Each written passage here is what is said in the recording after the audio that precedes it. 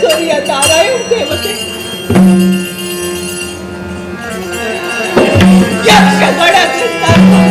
तुम्ही चकित सर्वांना माझ्या या पायावर माझा छाया ठेवा, आशीर्वाद द्या,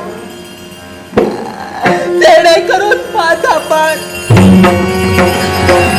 उदय मोठा कोणतरी होईल. क्षमा कर.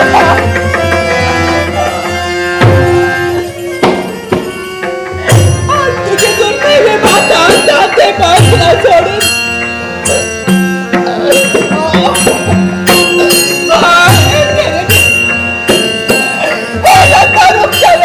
माझ्या बाळाला सांभाळ, माझ्या बाळाला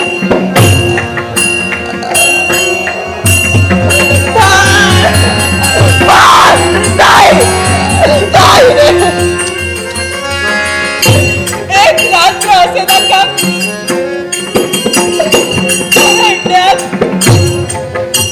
जय आणि मी यांच्या सहवासात एक रात्र घालविले. यांच्या आणि माझ्या प्रेमाचा प्रतीक म्हणून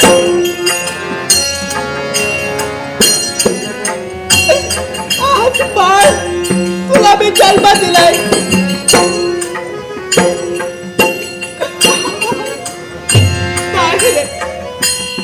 बाळ मी तुझा संगोपन नाही करू शकत.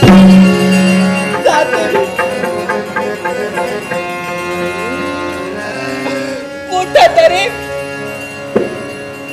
माझा जय कुठं मला केव्हा भेटेल, कुठं शोधू मी बघू. मला क्षमा कर. लतारूच्या वेळी तुमच्या पुण्याचे पाकच्या माझ्या या मोठ्या डोळ्यावर ठेवा. जय मी तुला कुठं शोधू. एका बाजूला माझा मोठा गोळा,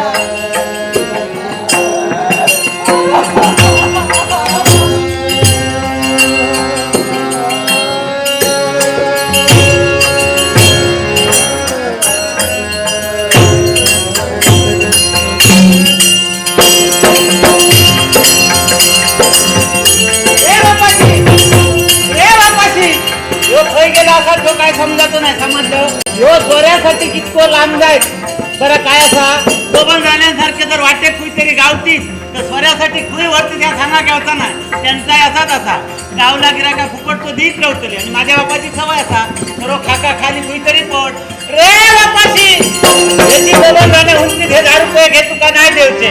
माझ्याचे सांगलेले पैसे दितले आणि याची कधी 10 रुपये पुढे करूचे नाही. देवा चप्पत खोटा सांगणे नाही. स्वर होय तितको देतील रे बापाशी. एका सत्तलं रे बापाशी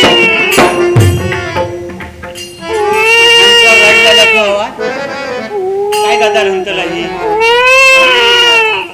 दुपारच्या नेहरानात कोणी पोरा टाकलं समजला माका भूता रडतच असतली. माझी आजी काय गदारी सांगता लहान पोरा मेली काय राणा घरान भूता रडतात असा. माझी बाई कोणता या समजला माका. ह्या पोराची कोणतरी बिचारी एकटी होती वाटेल जाय होती बाहेर गुतून काहीतरी गेली असत. बाजामध्ये कोणता या की ह्या पोराची बाहेर गुतून गेली असत तर पोर रडता घे. हे बागामध्ये कोणता या हेची बाबा नाणे येऊचे ना आता पोर दिसला झाला ना. हे बागामध्ये कोणता या काय म्हणतलं ह्या पोराचे आता औषध वाघीन उंतलं काय माणूस उंतलं. यद्याच्या पोरा खोई टाकल्याने गेली खूप असं नाही उचलून घेतलं इली तर दिली माका तरी किती माझे बाय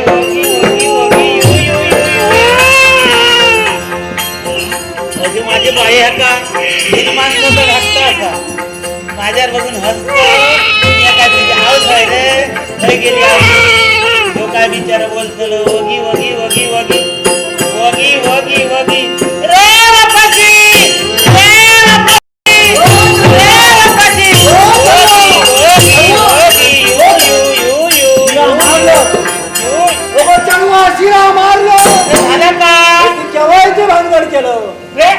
माका एक दिवस सुद्धा कधी सांगाव ना. ती काय म्हणतो ह्या माझा तुझा तर बघा, माझा. इतके दिवस माझ्या अंगावर तुझं लक्षच नाही होत रे. आता शिवा पडल्या माझ्या डोळ्यावर माका जवळचा दिसता, लांबचा झाला माका दिसता होता. ती काय म्हणतो ह्या माझा तुझा तर म्हणता अरे माझा नव्हे मग तुका शोधू कुणा ह्या वाटेन जाय होतं. हुईसर कोणी टाकलेला देवा शकतो छोटा सांगणार काय म्हणतो? हुईसर कोणी मी टाकला टाकलेला होता आधी घालतो आधी त्या लोकांचा होता ते. मी आधी घालतात हो चढवा ह्या कोणी काळोखात केला आणि अडून उजेडात टाकल्या. हो भानगडी आमका नको. काळोखात करून हे उजेडात टाकून एकदा मी खालच्या जमिनीला उकललंय तर परत खालता ठेवतो ना. ते माका एक सांग बघूया, काय ता? पैशाशिवाय माका घो गावलो होय. पैशाशिवाय माका घो गावलो हो. खटपटीशिवाय पोर गावलो वगी वगी वगी हे आपलं तुला ऐकलं देवाच्या मनात कितके वाढवता आमचा जाणार हो, कितक्याचा वाढायचा तितक्या वाढवणे ऐकलं. काय करतो? कितक्याचा कसा उंच होय. तर चल बघूया दुधा पाण्याची तुला पाण्याची सोय आता करतो. दूध काय ठेव. म्हणतं, आमचं कोण लांबचे असं होय. बबन जाणे असं त्यांच्याकडे गेलं का काहीतरी दुधाची सोय काय करतो. नाही, काय दुधासाठी खा- होय तर बेगी नाही कर.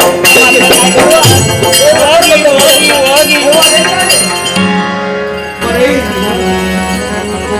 धीवरांच्या झोपडीत माझं राहणं झालं. धीवरानं मला स्वतःच्या पुत्राप्रमाणे पालन करण्यासाठी, दिलेला अभिवाचन पूर्ण करण्यासाठी अनंत उपकार माझ्यावर करता येईल. धीवर कन्या मी तिचा पती असल्यामुळं अगदी प्रेम भरानं माझ्याकडे पाहण्याचा प्रयत्न करता येईल. पण बऱ्याच दिवसांना पूर्व स्मृती माझ्या जाग्यात झाल्या म्हणून क्षणार्धात धीवराच्या झोपडीत त्याग करून या सागर मार्गाने एक सारखा प्रयाण करतोय. माझ्या पूर्व स्मृती मला उदाळा देऊ लागली.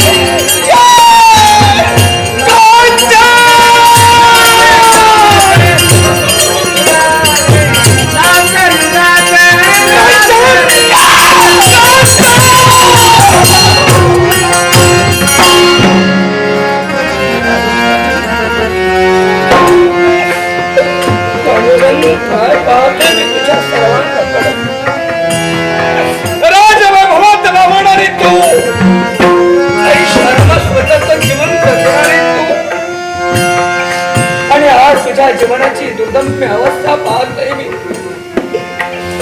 सर्वांगाकडे पाहतात एखाद्या वडंग भिकाऱ्याप्रमाणे फिरताना तू दिसतेस. बोल म्हणतो ना कांचन, ही तुझी अशी अवस्था कोणी केली ग? काय मोकळून एकसारखी रुदन करतायस? पूर्व स्मृती आज माझ्या मला उदाळा देऊ लागल्या. हे शब्द माझ्या मुखातून बाहेर पडता क्षणी त्या क्षणाची आठवण झाली. तुझ्या मुखातून निघालेला एक एक शब्द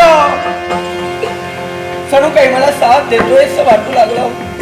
म्हणून दूर वरून मी तुला हाक देण्याचं कार्य केलं. एवढ्यात माझे मूर्तिमंत कांचन माझ्या गळ्यासमोर विरायले.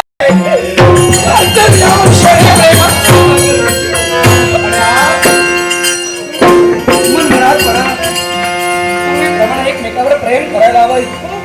बऱ्याच वर्षाच्या अंतरानंतर एकमेकाच्या प्रेमात रमून जायला हवाय. आणि म्हणूनच प्रेमात रमून जाण्यासाठी पुन्हा ते उद्गार ऐकायचंही तुझ्या मुखातून मला. तेच उद्गार ऐकायचंही तुझ्या मुखात. जीवन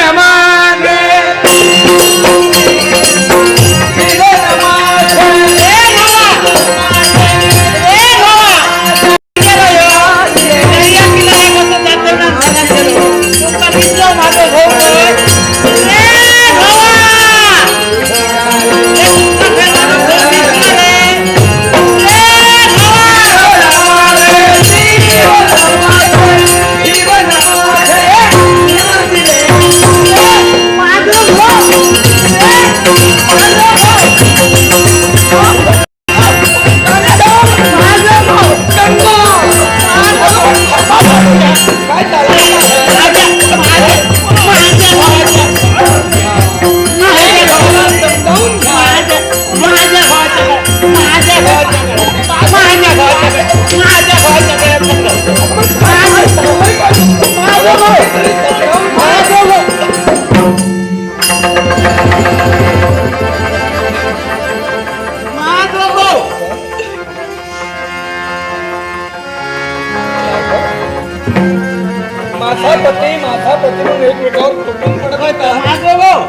सोडीन का तुझं ते- बापाशी, रे बापाशी, ओ सर्व! रे बापाशी. ओ सर्व! ओ सर्व! तुला केव्हाच नाही कर- केव्हा? माझं गो सोडीन मी हा. केव्हा? कांचन, ऐकायचंय तुझ्या मुखातून मला. एकमेकाशी तुम्ही सगळं करत होता, एवढ्या तिच्या हाताजवळ काहीतरी पाहण्याचा प्रयत्न तू केला आणि क्षणार्धात तू वसुंधरेकडे ज्ञानमुद्रेनं पाहू लागली. का ग, असं नेमकं घडलं तरी काय? का ग खरं सांग, तुझं नाव काय? माझं नाव गंगला कापती नाही रे बापाशी. हे तर हे माझं बाप माझा चेडू. मी त्याचा चेडू.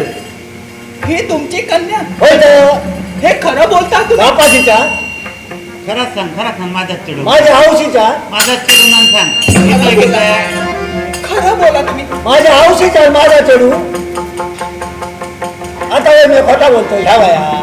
तुम्ही तुमच्या देवतेची शपथ घेऊन हा? सांगा चढवा. की सांग आता काय गो करू? सांग चढवा, आता कसा गो करू? येतोय की तुझा चेडू ना सांग मला माझा चेडू ना. चढवा, माझ्या देवतेची शपथ मागा घातली नाही. तर काय झाला? आता माका खोटा बोला येऊचा ना. म्हणजे खरा जर सांगायचा झाला ना, म्हणजे ही तुमची मुलगी ना भाई? नाही. हा? ह्या पोर माझा नू. काय एक दिवस काय झाला ठाऊ का? तसेच मासे धरून नांदे दर्यात गेलोय. वडा माझा दर्यात लोटलंय एवढ्या आणि दर्यात माझा जाळा टाकलंय आणि जाळ्यात चुन्या यदाचा पोर माझ्या जाळ्यात अडका दिला. ह्या माझा गंगला जाळ्यात अडका दिला. माका माया निर्माण म्हणजे झाली. मी तुका गावला या माका खरं गावाला. सांगतो खरं सांगतो. तुझे बायले मी गावला आणि मग मी एका माझ्या घराकडे घेऊन गेलोय. माका दया निर्माण झाली. माका पोर नाही होता. एका लहानाचा मोठा केले पण ते ही मला दुसरी तिसरी परकी कुणी नसून कांचन, एवढं तू त्यांना निक्षून का विचारलायस? याला कारण काय असेल? तुझ्या विचारण्याचा उद्देश तरी नेमका काय असेल? ही मला परकी नव्हे, काय? ही माझी बहीण. ऐका चल वा. आम्ही दोघी जणी संख्या बहीण. ओगीच काहीतरी सांगा नको. याचा पुरावा काय असा? हे चलू माका माझ्या जाळ्यात लावला. खरं दर्यात कसा आहे याला रे? पुरावा काय असेल? ह्या काय झाला? माझ्या बापाशी माझ्या का पाठी फोडून नाही ऐकलं. ह्या काय तर माका सोन सांग. 12व्या दिवशी नामकरण व्यतीत ठेवलंय. गंगा असं नाव. आणि त्याचबरोबर ती कशी माहितीये का? मी कांचन, ही माझी बहीण गंगा. आम्ही जलक्रीडा करण्यासाठी सेनापतींसमोर गेलो होतो. कोण शहरात पडलो? असं नव्हे, हो सेनापती. सेनापती त्यांच्या समोर केल्यानंतर आमच्या दुर्दैवाचा पाश उलटा पडला आणि ती नौका त्या जलाशयात बुडून हे गंगा आणि मी आम्ही एकामेकीपासून दूरच झालो. एक लाकडाचा ओंडका सापडला. त्याचा आधार घेत घेत कशी बशी मी सागत आणि त्याच वेळी वाचले. पण मी माझ्या सर्व बहिणीला गमावून बसले. खरं सांगतो ये माझी बहीण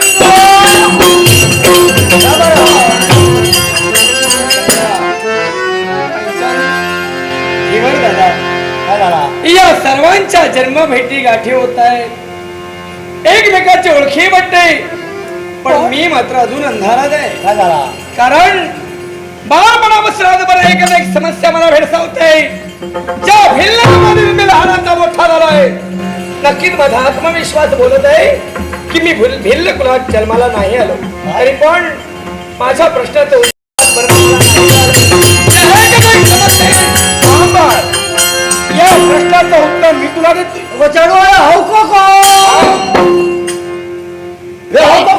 दादा, या माझ्या बाळाच्या प्रश्नाचं उत्तर देण्यासाठी मी इथवर आलोय.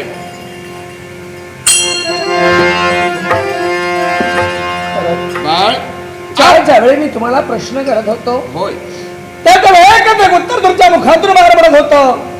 बाळ, हा प्रश्न तू मला विचारू नये आणि त्या प्रश्नाचं उत्तर मी तुला कधी देऊ नये. बरोबर आहे. ज्यावेळी वेळ येईल ना त्यावेळी तुझ्या प्रश्नाचं उत्तर देईन मी तुला. मग सांगा मी कुणाचा गुण आहे? बाळ काय भिन्न जमातीत मी लहानाचा मोठा झालो नाही. कोणसा अन्याय माझ्या बालपणीत माझ्याकडे घडला होता म्हणून मला जन्म देणाऱ्या माझ्या आई वडिलांना अशा प्रकारचं शासन मला दिलं होतं. बाळ तुझ्या प्रश्नाचं आज उत्तर देण्यासाठी मी तुझ्या नेत्रासमोर समर्थ आहे. बघ आई, तू दुसरा तिसरा परकी कुणी नाही. तू भिल्ल जमातीत जन्माला आला नाही, तर तू एका राजघराण्यात जन्माला आला. आणि राजघराण्यात जन्माला आलो तो कोणत्या राजघराण्यात आई? विजयनगरीचा सम्राट राजा महिपाल याचा कुसवा धन्य करून तू जन्माला आलास आणि लक्ष्मी तुझी माता. पण दुष्ट नादान सैतान चांडाळानं त्या सुरसेनानं केलं ते काय? तुझ्या बापाचा खून केला, तुझ्या आईचा खून केला आणि तुझा कोळा अर्भात. तू लहान होता, तुला पुरतं ज्ञात नव्हतं आणि आईच्या हातून तुला हिसकावून घेतलं आणि माझ्या स्वाधीन करण्यासाठी तो सिद्ध झाला. कुठेतरी खंडात अन्न त्याला घेऊन जा आणि ठार मार. पण मी तुला मारण्यासाठी घंटाट करण्याचा मार्गक्रमण केला, पण माझा माणसाचं हृदय तिथं जागृत झालं आणि बाळा तुला मी लहानाचा मोठा केला रे. लहानाचा मोठा केला. बाळा तुझ्या प्रश्नाचं उत्तर हे तुझे मेघ राजांकुर आहे. महिपाल माझे पिता, लक्ष्मी माझी माता यांचा कुसवा धन्य करण्यासाठी एका राजकुलात माझा जन्म झाला. पण ज्यानं राजघराण्याला शृंग लाविला तोच म्हणजे सूरसेन होय. त्यानं माझ्या जन्मदात्या पितृ मातृ देवतेला जगाड केलं आणि आई बापाच्या प्रेमापासून मला पुरखा बनविला. आणि आज हे तुम्ही माझा जन्म रहस्य मला कथन केला. अजून एक सौख्य.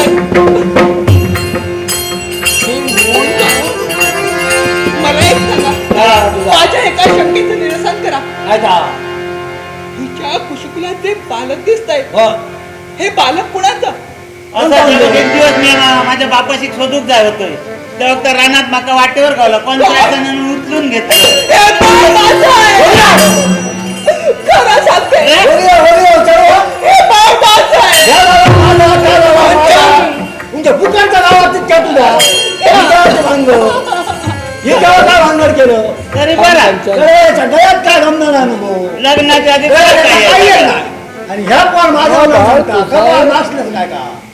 दहीवरून अगदी तिच्याकडे बघण्याचा प्रयत्न तुझ्याकडे घडला जातोय, पण हे कसं शक्य आहे? याचं कारण काय असेल? तुला आठवतो तो दिवस एकमेकाने एकमेकावर आपण दोघांनी निस्सीम प्रेम केलं. अंधारे रात्र झाले आणि त्या अंधारे रात्री आपण शेकोटीच्या आश्रयाला राहिले आणि त्याच वेळी तुझ्या आणि माझ्या कळलंय मला. नकोय त्याचे वाचनदा. हिवर बघा सत्य आहे. तेव्हा चला सर्वांच्या गाठीभेटी झाल्यात, पण ज्यांना राजघराण्याला सोंग लागलंय, ज्यांना राजघराण्यात निर्माण केलंय आणि आपल्या आसुरी आकांक्षा राक्षसी महत्वाकांक्षा पूर्ण करून पाहतोय तो सुरसेन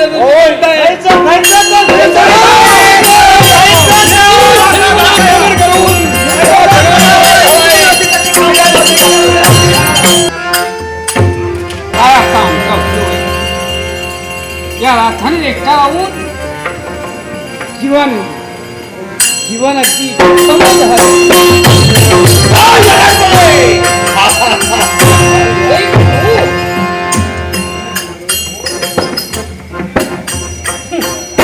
राजे, हे जे सर्व नाट्य घडलं ते माझ्यामुळे घडलं. आपल्यामुळे.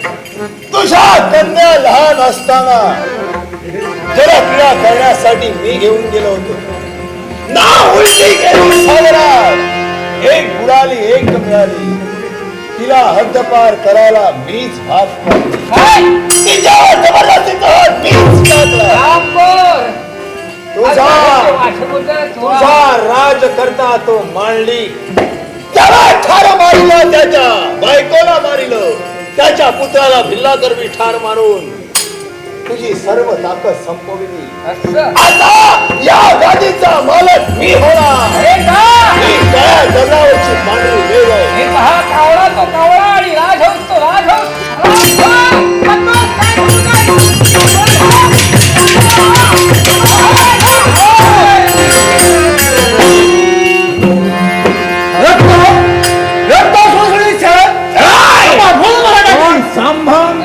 सुरं बसल्यावर कापा काढून टाकते. कोणाची हिंमत आहे? हृदय कुतूहलानं पाहू नका.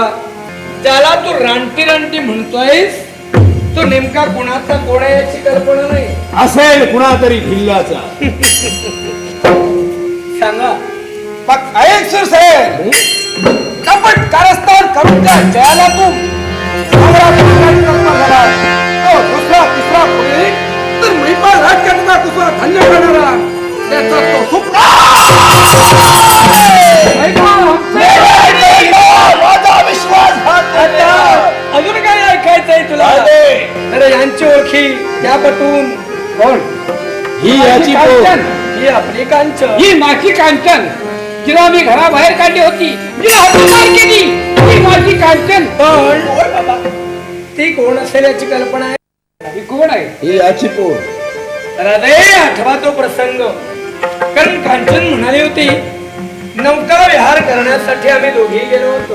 हो दैव पाश उलटा पडला. सागरात नौका उलटली गेली. कशी बशी एका लाकडाच्या ओंडक्याचा साह्य घेऊन मी किनारा गाठीला. ती वाचलेली ही तुमची कांचन, ती माझी कांचन. आणि सागरात बुडून ठार असावा तुमचा कळस होता. हो हो तीच तुमची गंगा. ही माझी गंगा. या ठिकाणाला अशी बाबा तुम्हाला साथ दिली आणि तुमचा डाव उधळण्याची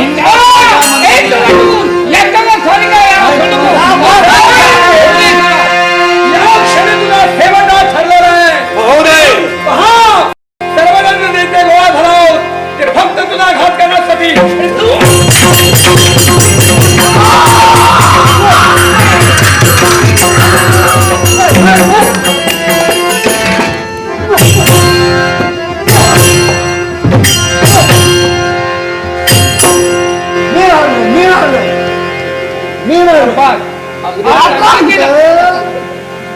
नाही करू नये.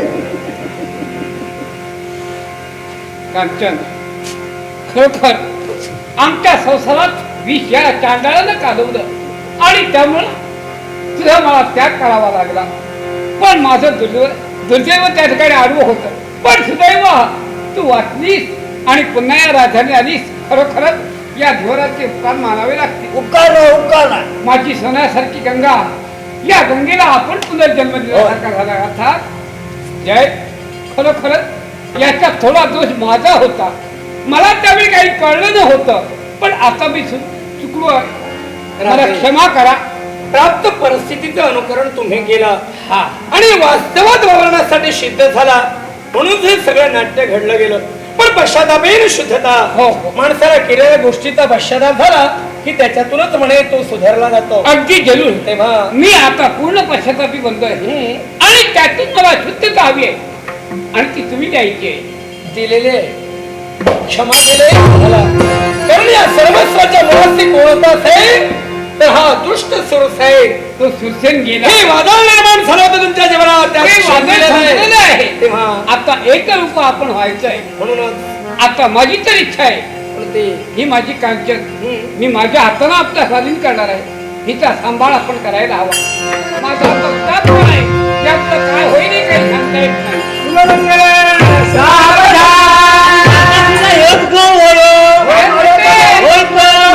याच्यावर तुझंही प्रेम आहे. माणसाचं भाग्य ठेवून आणि देवताही त्याला कोण मागे असं म्हटलेलं आहे. याचा हा